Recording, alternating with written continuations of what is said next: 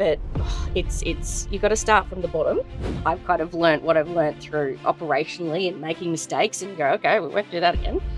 Family business has many hats. For many, many years, I was then functions manager, restaurant manager, and marketing manager. And that was a lot. There was kind of this tension leading up to it because you just didn't know what was happening. You didn't know where it was going to end up, this big thing looming. This feeling of impending doom and unknown. They said, can you hear that? It's literal crickets. We all just kind of went into survival mode. But it wasn't just for us and our business, it was for our staff too. Some of them have worked for you for decades. Like, these are people that mean something to you. I suppose Brad and I are the legacy too, so that's important. You know, we're pretty, I think what we're doing is pretty good, so.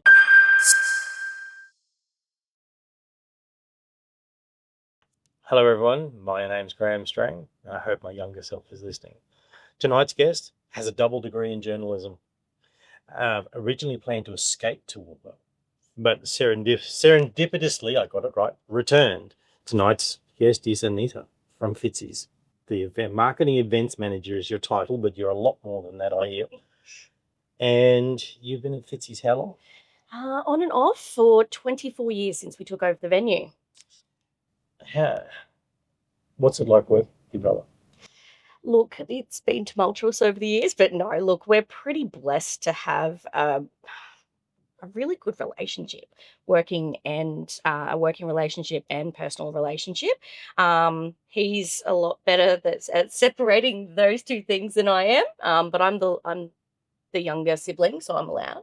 The one who gets away with it there. All right, yep. I got it. At times. But look, he's always been a mentor to me. He's about 7.5 years older than me, so he's always been the boss. And that dynamic has always been quite favourable for us. So what attracted you to go and work in family business then? Well, we didn't really have a choice to start off with. Yep. And when we owned carveries, I'd be in wash up. That I started it as a Dishie. So how tall? I was smaller than the big gravy pans, that's for sure, but I haven't grown much. So yes, but I used to curse my brother for putting me on as Dishie.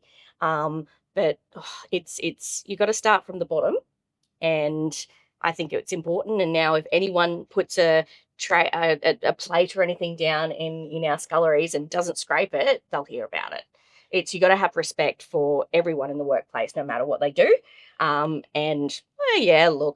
he never let me get quite to the coffee machine, but I won't hold it against him too much. My father has a line that is always used, so no matter what business it is, you got to think of the next person. So the next person who has to pick up that plate, the next person who has to deal with it. Isn't it amazing just how similar the theories are? But you're not a local over here.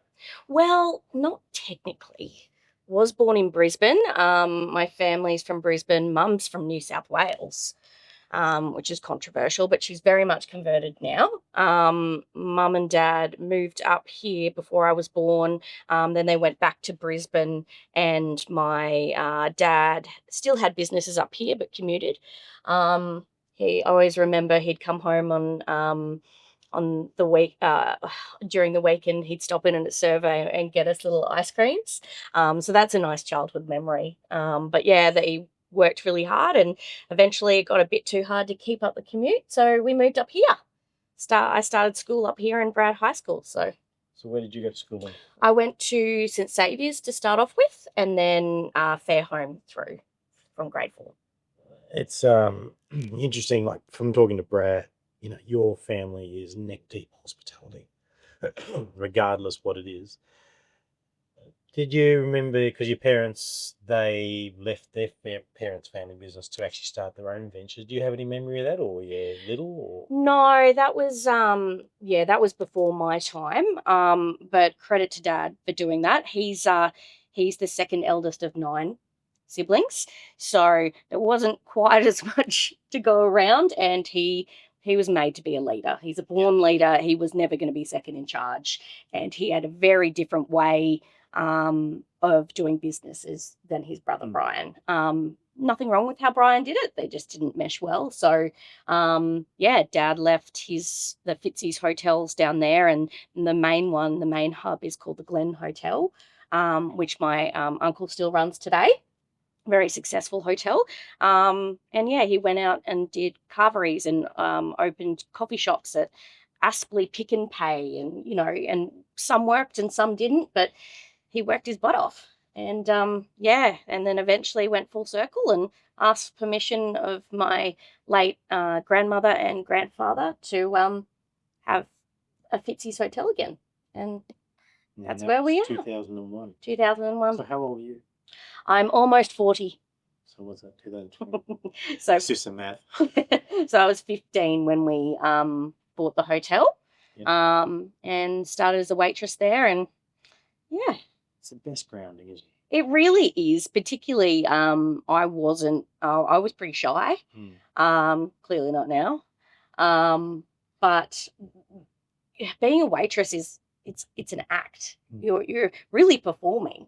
And no matter what's going on, it's like customer service as well. Yeah, like retail is very similar. Absolutely. If you're in a bad mood, it's not how you sell stuff. It's not how you make it in business. So I always quite liked it, I always really particularly enjoyed turning the cranky customer into, the one who gave you a review or a good review. So I'm assuming you'd have your hospitality voice. Yes, I do. I was listening to Jamie using her retail voice for the customer today who was a bit cranky about something, and then getting off the phone and going, see, showed him. Absolutely. We all have that voice. Do you have some takeaways from early family business? Being that 15-year-old was working for dad, essentially, mum and dad. Did they take it easy on you, or you flogged harder than anyone else? Oh, I think there's that element of expectation, not only from the family, but from the people that some management and stuff like that. But even as a 15-year-old, you kind of want to do right. Yeah. There might have been some sketchy years when I got a bit older, and you could go out with the staff and have a drink, or you were a bit tired the next day. Yeah, a little bit tired. Rock up with my super rooster. But no, they're always going to expect that you do a good job.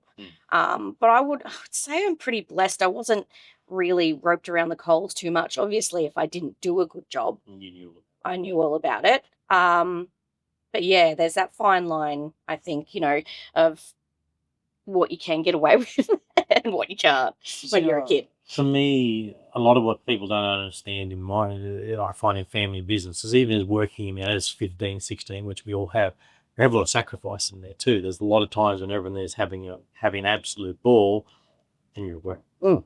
Or dad's volunteered you to go and do something. You weren't asked. You're just there going, yeah, I'm happy to do it. Mentally going, I'm missing out. Did you suffer, not suffer's in the wrong word, did you go through a fair bit of that? Oh, I think FOMO is a huge thing in hospitality, particularly, growing up in it and missing out. Exactly. All your friends would be out and you're wanting to finish work early as soon as you could and you're closing. But I was also blessed in the fact that I've never actually closed Fitzy. So when I was working nights, really the latest would have been midnight. Earlier on, I was closed the bar and stuff like that when I was about 17, 18. But I really moved into restaurant, became restaurant supervisor. So therefore, you'd have to be back there and open the next day or, that sort of thing. So I was blessed with not too many 4 a.m. finishes. My brother and I used to call it the close open. You'd get home between 2 or 3 o'clock in the morning and you were back there at about 7 or 8 because we had the motel attached to it, so the breakfast crowd. And there are days when I reckon that I probably forgot to change clothes because and someone's asking you about coffee for their continental breakfast, then you're thinking, did I take the can bin out last night? I can't remember what I do. And you had the blur. That's the subway I remember. It was like the Sunday shifts. We used to a lot of us used to finish working the restaurant at least, anywhere between 9 and 10 or 11 or depending on the night, and then we'd all catch up and go to Rumours back in the day, and you'd all go in drinking in your shirts before, when that was a allowed. And then you'd turn up a little bit dusty the next day. But it was all about that camaraderie as well and building a team. Dad looking at you going, don't do anything stupid. Okay. But yes, I was spared from a lot of those really late nights. When I was at uni in Brisbane, I did work at the Fringe Bar, it was called at the time, which was a Fitzy's bar in the Valley. Yeah. And we didn't finish some days there until 7 a.m. Yep. And you didn't start till 11 p.m. Like it was just, and then you turn around and go to uni on Monday at 9 a.m. It was just this crazy sort of time in your life. But I think the resilience of youth helped. It's hard to explain to people walking out the front door and watching someone walking to work past you when you've been somewhere for 12 or 14 hours. Just then, it's real I found it quite disorientating. He's like, that guy's carrying a briefcase and he's going to his office job, but I've just then sun up. But you're talking about uni in Brisbane. Was that the journalism? Yeah, so I did. I had big plans to be a journalist. I really wanted to be a weather girl. I thought I'd be fabulous at that. And I always liked writing. I liked words. I always feel like I come across better in the written word. I just love it. You know, you can think about it, you can mold it. I used to write stories, mostly horror stories, which is a little concerning. So horror stories to weather girl. Yes. I'm going to spoke of Wilson Tornado. Yes, this is true. But yeah, I wanted to do that and mainly also get into marketing, which is now what I do, mainly for the hotel, and advertising, all that sort of stuff. That creative element was a really big deal for me. And I didn't really ever know where that would fit at the time at Fitzy's. Marketing wasn't really a huge thing that you do in-house back then. Times have changed, lucky for me. But we have to pump out every day. It's yes, it's a full-time job now. But I really like it. But Dad always said, you know, how about you do, no education is ever wasted. How about you do a business degree with it or something? You know, I don't have that business mind that Brad does. I still don't. I've kind of learned what I've learned through operationally and making mistakes and go, okay, we won't do that again. But yeah, he's the big picture guy. But you know, Dad was right, and no education is ever wasted, and I don't regret it. But the good thing about the journalism side, that ties into that marketing creativity element, because it's about understanding the story, regardless whatever it is. Yes, I had to learn that when we first bought this place. You had to be creative enough to go make work very interesting. Mm-hmm. And I don't know if I succeeded yet. I worked out how to make the people interesting, and then if I came and meet them, then brought the work back. Well, that's half the battle. Oh, look, pina colada is a lot more interesting than bamboo sticks. Well, I don't know. I think the people are a huge part of, you know, why people support other businesses. I can't get any of our staff to get in front of the camera. So that's why I've been putting Brad up as the poster boy these days. And he loves it. He protests too much. Rubbish. Like, he was fantastic here in the chair. He's great. He's really good. And he's Fitzy. Like, he wouldn't do it for years. So for many, many years, it was my face on there. And, you know, you get some not so nice comments and all that sort of stuff, you know. And you get a bit of face burnout too. I mean, Jack's, who's on the other side of the camera, has been a bit to do with that. But me in the last month or so, I just got a bit tired. And I said, look, I just need 5 minutes. Yeah. And I'm kicking back. It's fine. But it's hard to explain that to people at times, isn't it? But especially the not so nice comments, you know, while everyone says, oh, I don't really do it, it's just that element that just bugs you slightly. But that's, I think that's part of the family business side too. It gives you different people to lean on with those sorts of things, you know, and that's, you know, I'm lucky I get to work with my daughter and my wife, and, you know, and we all lean on each other differently around that sort of stuff. I'm assuming you and Brad would do something similar. You've not always been the marketing girl. No. You've not always been the waitress. The family business has many hats. Can you talk about a few of them? Well, yes, did start, as I said, as the Dishie. When I think it would have been from about 7 or something like that. Like, we had a little night owl store as well. And Dad always said, I was like, Dad, can I come and work? When can I come and work in the shop? And he always used to say, when you can see over the counter. So, I mean, some milk crates. Yes. I have, like I said, I haven't grown much, but I can barely see over the beer taps, but I can see over them. So from there, waitressing mainly. Went to Brisbane, did some bar work down there, but I'd always come back on holidays. It was a surefire job. Come in and help them over the Christmas holidays, that sort of thing. And Never holidays. no, not really. But you earn some good coin, particularly the night and the night work and the tips and stuff. But I found if as long as I did the stuff that no one else wanted to do, Dad just paid accordingly. Yeah, and so I did that for a while, and when I came, what did I do? Oh, it's hard because it's been so long. The timeline gets mished up in my head. But I was restaurant supervisor. Then our long-term restaurant manager left. I then became restaurant manager. All the while doing the marketing as well. Like I said, it wasn't the beast that it is now, but it did become a lot. I was for many, many years, I was then functions manager, restaurant manager, and marketing manager. And that was a lot, particularly when functions grew so much. And basically stepped out of restaurant, did functions and marketing for a long time, and until I pretty much became full-time marketing and other bits and bobs. But that's about it. I purposely not learnt some things in the hotel. I can tell you now that there's a couple of things here I can't do. And 17 years later, I have not been essentially motivated to learn how to do it. One of the tricks, as you would know, with marketing is that it's evolved immensely, but there's a lot of traditional stuff, especially in hospitality, it doesn't change. How do you pivot around that to make sure that you're staying current, but you're not losing that feel of the fundamentals of what you do? I think being transparent and, not taking yourself too seriously unless you feel that's right too. Just I think consistency is really important as well. But that fun element, mixing it up, having a good balance of the content that you do and what you're projecting to your audience. I'm no genius with that sort of stuff. We just always have lent on what we felt right, what we feel is right at the time, but what is also true to our business. If we kind of go, if it's not a hell yes, it's a hell no. Try and run through those things. There's some that we'll circle back to and things like that. But that's where Brad is.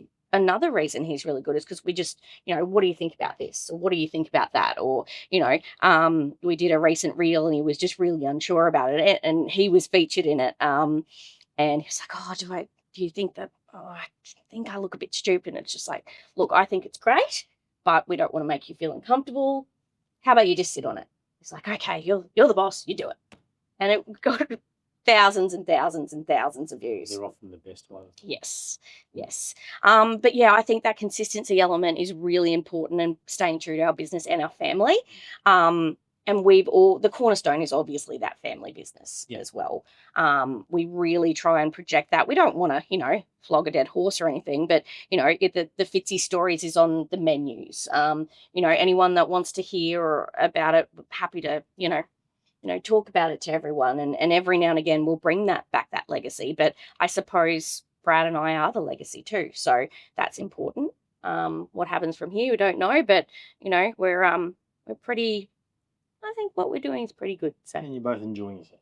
Yeah, for the most part. Yeah. It's as I said, Fitzy's is a beast. A family business, as you would know, is all consuming. But my mother said it well. I went with the pub that we figured at Northberg Hotel. Mum always described it as a living, breathing creature. There was always something. I enjoyed it. I learned most of the skills I have here, but probably from there. I can remember from me when I did it, but can you remember when you stopped being the family member who was helping out? All of a sudden you found yourself, you were leading, you were doing more, you were going forward. Can you remember when that was? I think it was a natural progression into, your supervisory roles and all that sort of stuff.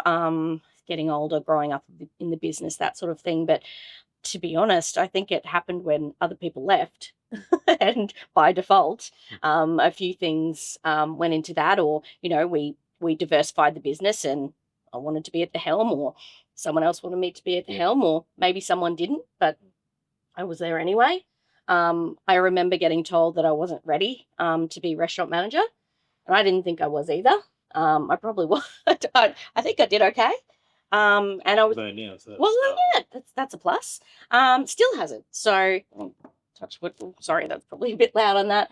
But yeah, I think it's just kind of came naturally a bit. It didn't come naturally at school or anything like that. I'm not a competitive person. Yeah, I don't know. It just kind of I had a sense of ownership of the business, and I wanted to do it well. That's a pretty good summation. I think I worded there pretty well. And plus, Brad wouldn't let me hear the end of it if I didn't. So, fair. Milestones. So you talk about Fitzy's, like the one thing Brad touched on was when you had the big extension and then you created the Fitzy's on church, so to speak. That's one that I can think of. Do you have any milestones in your mind of things that you did with Fitzy's along the way that really stick with you? Well, I suppose the most recent one is the bottle shops. That's a huge learning curve for us. Retail, we've never done it before. It's completely different. It's a way to diversify the business, and it's excellent, and it's really become Brad's baby, and it's been a game changer. Like, it's a really cool thing to do, and particularly having two very different bottle shops, one at Southtown and one at Whyalla Plaza. My uncle works at the Whyalla one. Oh, really? Al? Yeah, that's my uncle. Oh, I love Al with his suspenders. Yep. Oh, he's lovely. If you want to talk about different retail experiences, he's your man. Oh? He owned a pet cafe for a few years and things, and sheep and cattle background. It's amazing what he can do. When you can you remember when the idea of the bottle shops came up? Well, we used to have one back in the day when I was at school, and like, to be honest, I don't think it went very well. But the bottle shops have always been in the back of the mind, I believe. It's definitely something that's come up in the last. It's been on the radar of, I'd say, 5 years or so. But you've got to find the right shops too. Do you think it was a necessary part of the evolution to do I think so, yeah. I mean, we can't really grow our footprint at Fitzy's much more, nor do I really think you want to. It's again a beast. I know I'm using that a lot, but she sure is. And one thing, it is hard to manage. It's an expensive venue to run for being so big as well. So that was one thing when we opened the back. It did in part sort of kill off the front, which was always the hub, and then the front, which was the hub, moved to the back, which became the hub. So it's just sort of evolved that way, and now it's sort of like two entities in the one. Then you've got your functions and all that sort of stuff. So there's been evolution in the venue for the whole time, pretty much. So it is really hard to just go, when did that pop up, and when we were thinking about other things, because they do sometimes come full circle. Oh, it's amazing. I remember having the DDBBL cricket launch, which for pokies. Yep. So I remember that room because I've been different. I've got a good one here for you. If you could redo one piece of that transformation along the way, what could you tweak and why? Oh, I don't know. Put a better lift out the back, that's for sure. I don't know. Like, it's hard. It probably sounds like a cop out, but each space has its own personality, its own. You've got your memories for it and all that sort of stuff. I don't know. I don't think it's a cop out. I think it's a great answer. Yeah, it means you're extremely proud of everything you have. Yeah, I love that it's not that people walk in and go, oh, they're out the back. Oh, is there? Oh, there's a pokies, or weren't the pokies there? And no, now they're there, and just the evolution and the history of the hotel, I enjoy and I love, and you get people that come into the hotel and go, oh, my uncle used to work here back in the day, or what was this hotel called, or I really love this floor, and like, can you tell me about the ghosts? Yeah. Oh, this place is a ghost. The doorbell goes on. It drives us mad. But I don't know. I mean, don't know if I mean, Brad would probably have a different answer, but I think moving the pokies and making that bigger was a really good move. That when that was a function room, it didn't go as well as we'd liked or as we'd hoped. We had I used to work my butt off in there, that's for sure. But yeah, the conferences, the weddings, it didn't quite fire. So yeah, maybe we could have executed that better. But how it's worked out now with atrium and the pokies in that space is, wouldn't change that. So Community connection is such a huge part of everything we do. I know there's a line you guys there's called "Give Where We Live." Can you break that down for me? well, I just think it's so important to support the community that supports you. It's always been a huge part of what we've done at Fitzy's, and I've always remembered my parents being charitable people, and from my dad and my mother being on the founding members of It's a Bloke Thing, prostate cancer, and now Brad's doing that legacy. And I've had a bunch of different charity luncheons and endeavors and stuff over the years and committees and all that sort of stuff. And it can take up a lot of time, but it's just you never regret doing it. And It's like paying it forward. Yeah. Isn't it? Yeah. And it just makes you feel good inside. I mean, why wouldn't we want to do it? And it's not about self-promotion or anything like that. We have a platform being the business to enable us to do that. So it would be silly not to and selfish not to. But it's just feel good. And You go back to It's Bloke Thing. Mm. That's really close to you guys. Mm. There's a reason you're in a Blokes Thing. Mhm. You want to expand on it a little more? Well, it did start at Fitzy's. So it was just a little lunch. Our chef at the time came up with the name, said it's a bloke thing. It's like, what are we going to call this luncheon? Yeah, so it evolved from a small 150 seat lunch at the pub to, well, comparatively.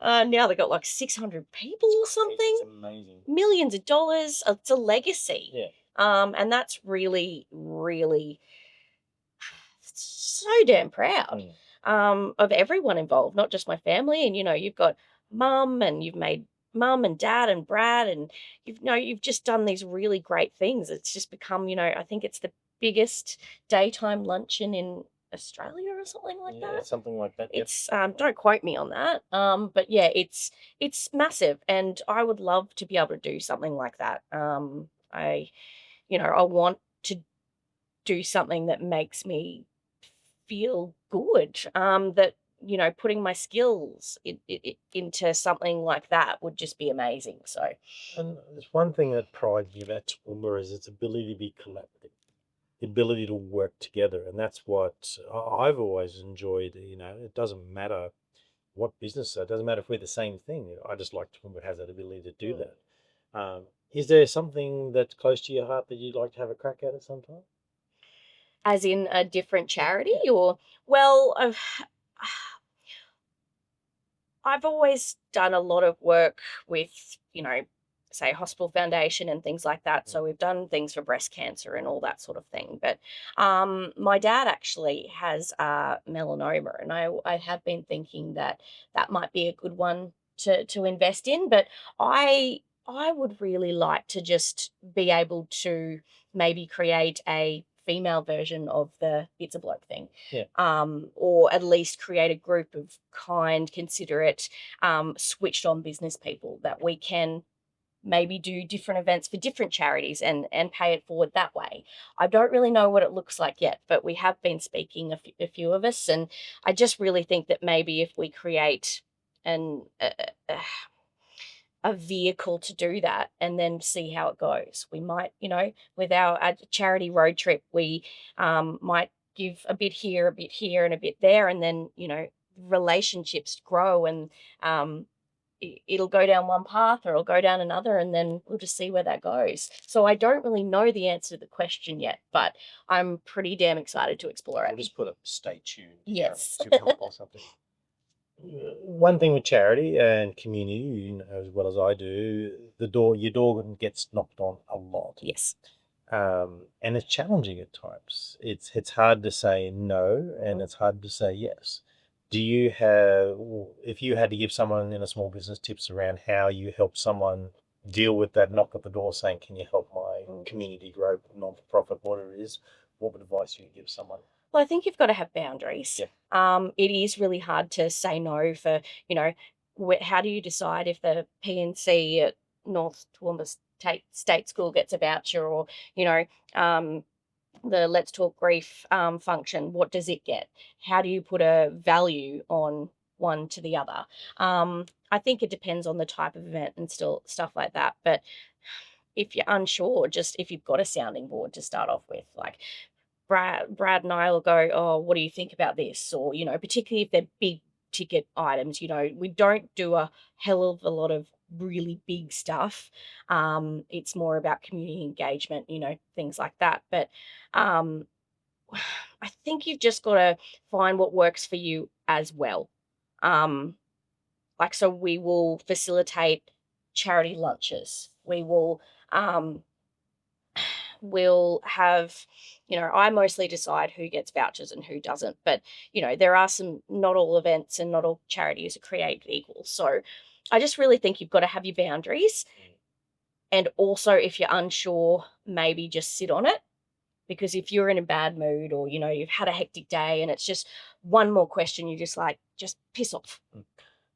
And as the inexperienced person for us, they're the ones that are, to be brutal with me, often I don't treat them as well. They sort of hit you across the nose going, I want vouchers. Yes. Whereas you probably, if you ask the right question, you find out they've been on the committee about a week and they're doing the fundraising. Yeah. So they think that all of the gate works. Sometimes I've had to find that you've almost retrained them on the spot going, okay, look, I'll give you 4 $25 vouchers, but I'll just give you a tip next time you approach someone, go in this way because you have a lot more success.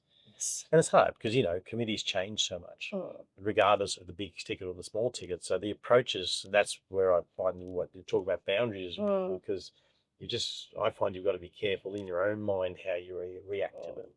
And also with social media, you'll just get so many messages and just reaching out, and, you do get a feel for what people want. But I've had to then ask, I need proof of charity. I need, because we get hit up that much. It's like several times a day sometimes. So you just get to run on it. It's like they send a bat symbol up, and I don't know. It's just like, oh, and actually, I'm not going to give Brad that idea because he'd make that. He would make a Fitzy's light in the sky. I like that idea.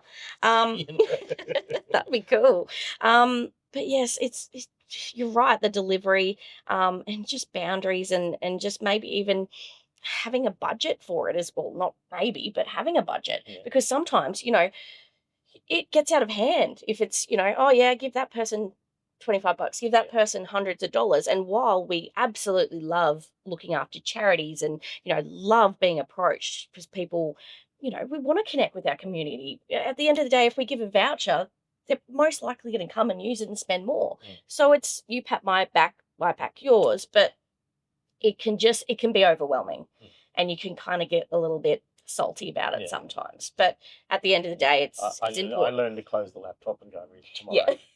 But and I've had people that have come at me going, oh, why do you want proof of charity? Don't you trust me? Blah, blah, blah. This is someone that's just approached via an email and we, unfortunately, that's the world we live in. And if I don't know you, I just need to know that you're legit. And it's as simple as just email me the letter and there'll be no dramas. And most of the time I'll say yes, even if it's something small. But yeah, most of the time if people reach out for a charitable opportunity, then I might not be able to give you the cash you want, but here's a voucher. Our stock standard's 4 $25 vouchers. There you go. Go randomly draw 4 of them. If I see one of them, it's a win. Moving on from community, I'm probably going to go back in time a little bit. So something that Brad and I talked a lot about was COVID. And, that first month of COVID, I thought was tough until I talked to some of my phosphate mates. No, actually, no, I'm okay. Can you tell me your memories of COVID hitting? Because pubs were the first one to really get smashed. Yes, we were the first domino to fall, pretty much. And there was kind of this this tension leading up to it because you just didn't know what was happening. You didn't know where it was going to end up, this big thing looming. And so you did everything to, put everything into your business, just business as usual. No, it'll be fine. No, it was coming up to, what is it, St. Patrick's Day, which is back in the day used to be a huge thing for us. And it's just like the whole world fell apart. And I remember we were sitting up in the smoking area with my then sister-in-law and my brother. And I'm not sure who said it, but they said, "Can you hear that? It's literal crickets." Yep. And it kind of just hit us then. Like there was no one around. It was this feeling of impending doom and unknown. It was just awful. It was heavy. That remember those couple of I called it a couple of days when we were sure they were going to close the whole country.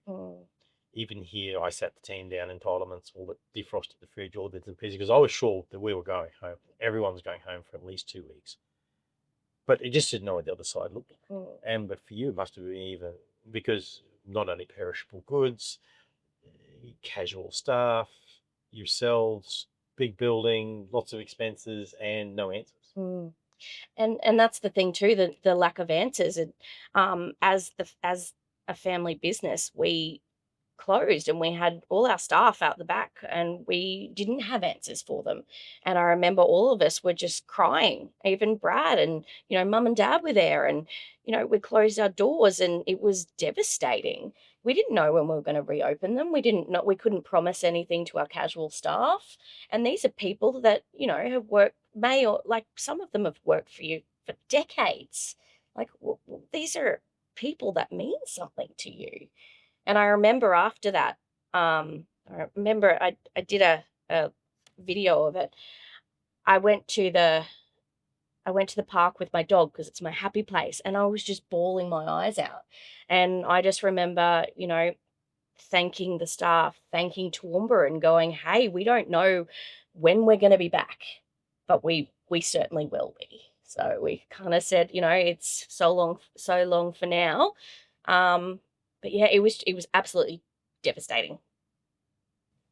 When did it dawn that you could do something different? You could do the pick up meals. You could do and I remember you doing. There was a big gift voucher push you had. When did the wheels start to turn for you? Going, we can do more. If we can't open the bar, how can we give our staff something to do that we have left and keep the wheels turning? I don't think we really had a choice, or it wasn't, maybe not a choice, but it was just it was second nature. And none of us wanted to sit on our laurels. Like, yes, we drowned our sorrows for, I think, a couple of days. That was the handy thing about having a pub in COVID. We had lots of stock available. But my husband and I were living with my parents at the time because he was in a family business too. So everything halted, and I remember I got the hotel phones diverted to my mobile because people would just ring. They would just ring and ask. They would ask what's happening. Some people would ring and try and make a booking. It was very odd. Or people would ring and go, "What can we do here? How can we get a voucher?" And then I'd go and deliver them, for Mother's Day or all that sort of stuff in order to keep it going. But we all just kind of went into survival mode. But it wasn't just for us and our business; it was for our staff too. And I mean, what were we going to do? Just you've got to pivot. Yep. What's your favorite pivot of the whole thing? Of the COVID, or? Oh, look, I actually had some really nice conversations with people because, and I remember this one lady rang up and said, "I know you're closed, but it's my birthday next week. And I was just wondering if you had any inside information that it might be open for my birthday because I don't want to spend it alone." And some people were just really lonely. And I know that's not really a pivot, but it's a community connection. And I really liked that part of it, but not that people were sad, but that they were willing to reach out and using us as an information source. Not that I could really help a lot of them, But, we had industry information and we made sure that we can communicated that. And I think from there we were known for the information we put out into the community. And one of the things I give you is it was a bit like us. We followed the instructions to a T because we had to. Yeah. There were others in town who did not. Mm-hmm. Did you find that frustrating? Absolutely. And it all seemed very overzealous, to be honest. Yes. Like, it was awful. It was just, it was really, really bad and was frustrating, and people didn't understand. So you kind of felt like the fun police a bit, Yeah. particularly when we reopened. And it was really taxing. I remember absolutely losing my shit at work, like not one night, but, many. Just because I just felt, you've had people coming in and there's just chaos, not because of it was busy, but all the questions, all the, you've got to have this done and all the procedures. And it was just, scanned. yes, Yep, I have you- just, and building up, I could just feel it. And I wasn't the only I one. remember at the door here, you had to show us on your phone. You just had to turn it and Mm. show us that you'd scanned in. And you did scan in. I'm sorry, mate, too bad. Mm. I'm placing an online order and I'll put it in your car. Mm-hmm.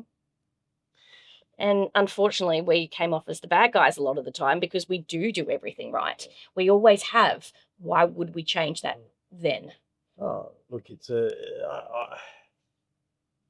almost feels like a lifetime ago now. It feels unreal, like absolutely like it was a dream. Like, and not a good one. If you had to go, I think in 10 years' time, there's a whole bunch of kids who are going to be turning 18, and you're going to try and explain COVID to them, and they're going to look at you like you're nuts because they're all this fall coming through it. I remember my oldest daughter, Jamie Lee, being in grade 11, grade 12. So was Ellie. And just because she's such a socialite was complete disaster. She just didn't know what to do because, she got me to buy paint and she painted all the fences at home. She started a veggie garden. She just had to be doing something and lots of tears because she couldn't do what she loved to do. And it was just crazy. It was a really sad time for so many people and so many different reasons. Oh, it just didn't make sense. No. Which probably ties in well because now we're going to move into the mental health and resilience part of our conversation going on from that. You've had your challenges with a bit of the anxiety and those sorts of things. Can you touch on that for us? Yeah, look, I am not embarrassed to say that I've struggled with mental health. I think it's very important to talk about it. I suffer from depression and anxiety, which stemmed from a long-term health condition. I wasn't going to die or anything, but it sparked into something and snowballed into panic attacks, and that sort of went on to become really bad anxiety, and it turned my life upside down. I became a different person. I couldn't speak. It was physically and mentally debilitating, and I didn't know what to do. It was a really hard time. Like Tila goes through a bit of anxiety, and one thing that she'll talk to me about it is it's taken a long time to realise when it's coming and knowing the tools. When you're younger, it's harder, but you're usually too far gone to catch it, and you've probably been through that. Did it take you long to build the tools around actually going, I can feel this coming, I now need to make some plans? Absolutely. And I was always a stress head. I was always that kid that would just would melt down because it would come up and I didn't know what to do with it. Always get blamed as the emotional child or something like that. But that was just, I didn't know how to deal with it. And I didn't until, a couple of years ago in my 30s. I would just work harder, or I'd bury myself in work, or I'd drink too much, or, burn the... Or all of the above. Yes. And burn the candle at both ends until my body gave out. And then it just started presenting in a different way, and until it absolutely just stopped me physically, emotionally. I couldn't string a sentence together. And you don't understand what anxiety is, chronic anxiety, until you go through it. It's people, use the word anxiety quite flippantly, and there's different types of anxiety, don't get me wrong, but when it's physical like that, I was convulsing and couldn't control my feet, like full panic attacks. Well, It was really scary. I've told it on a podcast here before about mine. I had one in the middle of the store and ended up in pediatrics. My body mimicked a heart attack. Wow. On my right side, not my left. I can tell the pink goo does not taste nice. Watching Toy Story, that's my memory of it, but I don't remember leaving here. I remember getting taken to base, getting told chest pains, getting into pediatrics because they didn't have a bed anywhere else, and drinking the stuff and lots of things. And then my doctor came and said, "You had a panic attack." But it does feel like you're going to die. Do you recognise your early warning signs now? Sometimes. It depends what headspace I'm in. Bless him, my husband can see it coming from a mile away, and I'm not always receptive of that. But he also a little bit stubborn. I might get that. But you do love him very much. I do love him very much, and don't tell him, but most of the time he's right with that sort of stuff anyway. You didn't hear anything. But yeah, he'll kind of go, okay, Nita, just you need to slow down at work. We need to do this, and I don't take kindly to that because most of the time I put my heart and soul into my job. Family business, you know what it's like. You jump on the emails when you wake up and you're still doing posts when you go to bed, which is not healthy. Yep. But you do what you love, right? And look, and I know it here, and Tila will talk very openly about it too. It's learning that, do you push through, or do you just go, hey, I actually need to take a deep breath, even just 24 hours just to bring yourself back in sync.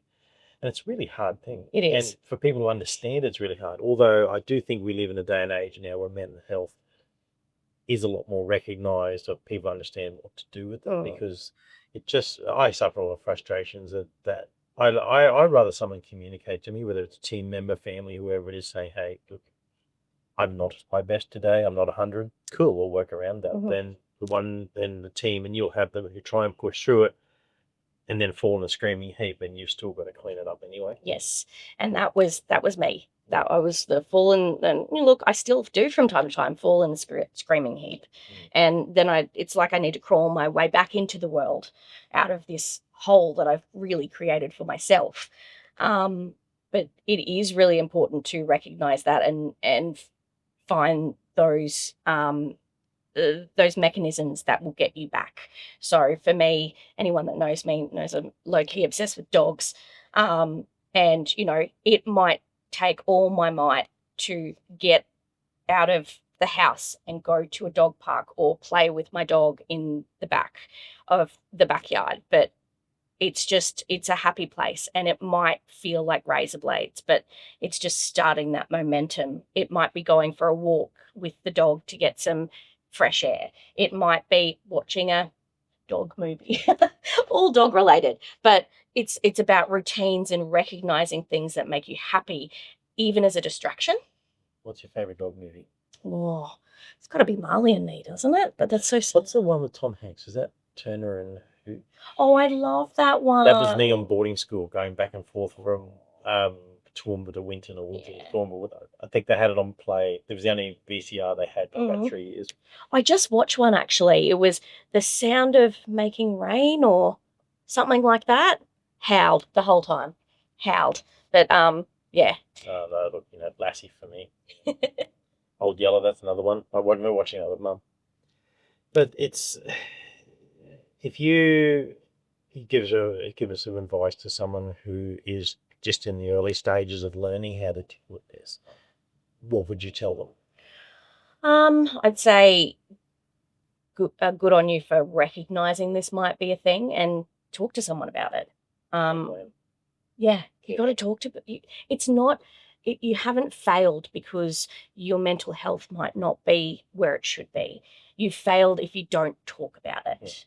I'm medicated for my ailments, and I'm not embarrassed about that. I've managed to wean myself back to a very small dose, but medication is not losing either. If that's what you need or that's what works for you, then go for it. If you need to go to the gym and smash yourself and, and that's your release and it works for you, great. Yeah. If you need to go to a psychologist, that's great too. And there's nothing wrong with it. There's no shame. There's no shame. Me too. Yeah. Or talk to your family. I think it's just so important to open up, because if you're anything like me, I didn't talk about it for years and years and years until it was too late. I really struggled with imposter syndrome I think I still do, to be honest. But yeah, that was a catalyst as well. So I think just talking about it, there's no shame in it. Well, that moves us on to what you wish you knew earlier. If you could go back to your 18-year-old self and give her one piece of advice. I think maybe don't be so hard on yourself. I think, that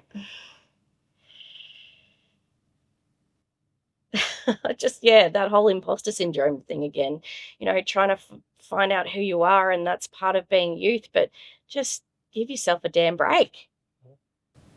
Now, we've done advice to your 18-year-old self. Now, advice to your 15-year-old self going into hospitality. I've got a note here that says, wear comfortable shoes. And they're going to be ugly and you're not going to like it, but just wear the ugly, comfortable shoes, because your feet will be horrendous when you're approaching 40. And you can't wear the nice little sandals then now. But yes, I would just, hard work is never going to be a bad thing, but just make sure you've got comfortable shoes. Advice to someone who's going to go and get their first venue for the first time. Well, I'm very lucky that I haven't had to be that guy. I've seen a lot of it happen, but trust your gut. It's not a hell yes, it's a hell no. But also have people around you to support you. Have a sounding board. Sometimes you have crazy ideas that you might circle back to, but we've always had really good. We've had a family. We have a family network, and even Brad now, when you've got something that you need to talk about, or you want to flesh out, or what do you think of this? He'll ring Dad, or I'll do the same thing, or we'll have a family dinner and nut it out, and Dad. I think he's designed most things in the pub on a napkin, and how does this work and all that sort of stuff. So yeah, trust your gut, but talk it out. But yeah, it's you got a lot coming. Oh, look, I find mentor is, you can't replace that person who. I like someone who tells you how it is, even if you don't want to hear it. You might not listen to it, but you'll find you use a couple of percentage points you take on, and all of a sudden it saves you down the track. Absolutely. What's been your hardest lesson running Fitzy's? I think burning the candle at both ends has been my thing, and to my detriment. It's just something that you love, and it's all consuming, and that venue is, I love it, but it's like, depends on the mood I'm in, but like it's almost like a vacuum, like a black hole, but I mean that in a good way, if that makes sense. But it's just all consuming, because you just want it to be, you've got so many ideas, you've got all these things you wanted to put into action, but then, you go into work and you go this way and you have to pivot and all that sort of stuff, and that's business, that's life. But yeah, it's just, it's definitely all consuming. Would you change anything? I don't think so. I think everything is, as it says, it sounds cliche, but everything happens for a reason. There's mistakes that I've made. There's mistakes that, I'm sure everyone's made in their career and life and that sort of thing, but it's all about the learning curve. So I know it sounds, cliche, but I wouldn't change it, because I wouldn't be here. I wouldn't be in this exact moment. I wouldn't be where I am with the business, and, really happy and excited for the future, because there is just so much more we have left. I think that's probably as good as answer as you can give. Well, now we're on to the book of questions. You now get to open the book, read out a question from our last guest, and give us your answer. Is it this one? It's the one on the bottom. If you're from around here, chances are you've had something embroidered, print or pressed by us. And if you haven't, come look us up. Looking back, what's the one lesson you'd want every aspiring business owner to take away from your journey? I feel like I'm saying the same thing over and over again, but I think it's trusting your gut and trusting yourself. Your journey's going to lead you in different ways and different places that you may not have expected. But it is hard to look up and enjoy the journey. I always say that small business isn't for the faint-hearted, No. but you have a heck of a lot of fun. Yes. And yeah, I think it comes back to that all-consuming thing. If, you know, it probably could destroy you or make you, it's going to make you resilient, that's for sure. But I just think if you can just, you know, stop, take it all in and actually appreciate what you've made, what you've grown, the legacy, the time, the effort. You know, I think if you take the moment to appreciate it, you're going to create a better business. Yeah. You're going to create a better culture. And you know what? Patting yourself on the back sometimes, that's okay. Yeah, absolutely. Because we're just all so good about, you know, shooting our ideas down and going, oh, what did I do that for? But trusting your gut and going, hey, you know what? You did good, kid. Dad always used to say, I shouldn't have to tell you you've done a good job because you should know. And what he meant was that the one person who can tell you you're doing a good job is yourself. Consistency and authenticity as well are absolutely key. And you know what you have to do next? Write my question? Write your question. Okay. There you go. Do I have to say it? No. Okay. Yeah, you keep that one to yourself and then close the book. Okay. It's not a thought-provoking one. You don't know that until the next person reads it. And we edit this bit anyway, so. How do I pronounce your last name? Armanasco. I had a couple of goes at home and Tila laughed at me. It's arms and legs. Armanasco. I'm exotic now. I'm not Irish. So, what's next for Fitzy's? Ooh, watch this space. That's why I asked. Well, growing our bottle shops is really point of mind at the moment, and they're going really, really well. With our license, we can have a third one. So that is on the horizon.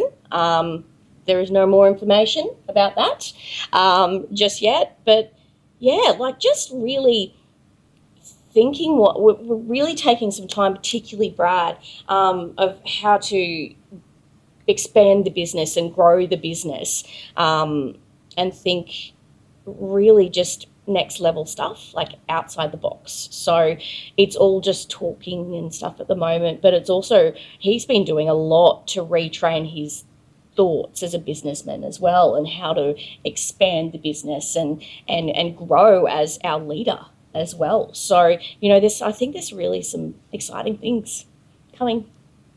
I just can't be specific. You just can't be specific. I got a quick one. Yeah. From the going back to yourself as the aspiring journalist, coming back to Toowoomba, what's Toowoomba changed to now? I think it's grown up a lot. I think some of the people could do some more growing up themselves. I usually don't mean. But one thing that hasn't changed is the sense of community, Yep. which is always, Toowoomba always felt like home. Even coming from Brisbane and, you know, being here my whole school life and then leaving because I couldn't wait to leave. You know, screw this place. I want to go. Never coming back. I don't want to be, you know, I didn't enjoy school. I don't really have any friends. I want to go and make my own mark on the world. And, you know, when I came back, it wasn't really twisting my arm. I always came back here on holidays. I always came back to see my family. And it's just, I don't know, I really like it. It's a great place to do business and have kids, I think. The community, the business, everyone supports each other. There's just some really good eggs, and there's some really keen business minds around too. Everywhere you look, there's particularly even in hospitality, as we were talking before, we're a community. We're not fighting against each other. It's not about screw tailgate. We're not going to help them out. We're all friends. Absolutely.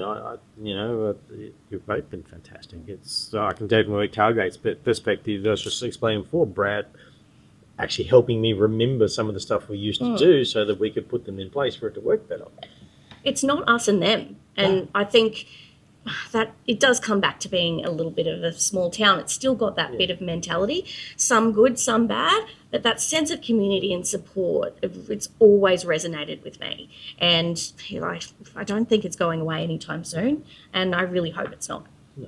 So you get to look at the camera over there now and tell them, that one over there, sorry, wrong with that one, and tell them about Fitzy's, where we find them, and anything else you want to tell them about? Oh, okay. So what, like a little spiel or something? You can spiel and where to find you. Okay. So Fitzy's Toowoomba is my family business, the Fitzgibbons family. We've had the hotel since 2001, so 24 years. My mother, Marilyn, and dad, John, bought the hotel, and it's seen many facelifts and many ups and downs over the years, but it's a really great place. It's a great place to wine, dine, and have a good time. The social media is particularly good. The person who runs Yes, she does a good job. But yeah, we're in Margaret Street in the CBD, and our website is fitzys.com, not .au. We're the OG, Fitzy's, and you can find us on Instagram and Facebook as well. But come to the hotel, restaurant, bar, functions, gaming. We would love to see you. Feel free to stop in and say hello. I could even give you a little ghost tour if you want. I'm going to hold you to that. That's us. We're done. Thank you very much for watching The Hard Way. If you're looking to find us, you can find us on YouTube. You can search us on Spotify and Apple. If you just search The Hard Way by Graham Strang. And thank you very much. Thank you. It's a pleasure. Thank you. And we're done.